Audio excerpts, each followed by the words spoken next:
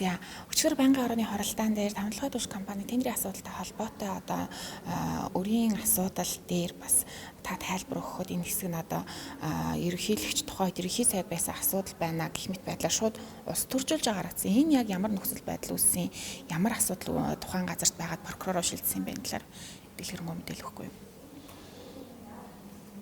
За баярлалаа. За тухайн асуудлын хувьд бол тэр ерөнхийлөгч ерөнхий сайдтай холбох улс төржүүлэх ямар шаардлага байхгүй. Төрийн аудит байгууллага төрийн санхүү төсвийн хяналтыг харат усаар хэрэгжүүлж ажилладаг. За энэ дээр бид бүхэн 2023 оны гүйцэтгэлийн аудитээр за Эрдэнэс томдлогоо компани хийсэн аудитын гүйцэтгэлийн тайлын дүнгээр гарсан одоо алдаа жүжигтэй холбоотой асуудлыг зарим гишүүд хөндөж асуусан.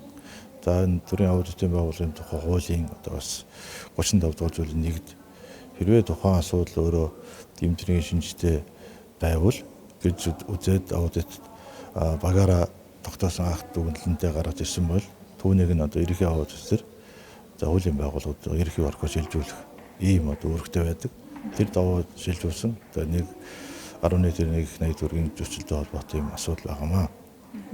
Зөрчил нь яг жоохон тодруулж болох уу? Ямар учраас яг гэмтэрийн шинжтэй гэж байсан юм бол яг энэ асуудал дээр. Гэхдээ манай аудит үзээд тухайн асуудлыг яг хуулийн байгууллага шалгуулах нь зүйтэй гэж үзээд өнөөдөр шалгаж байгаа асуудал байгаа.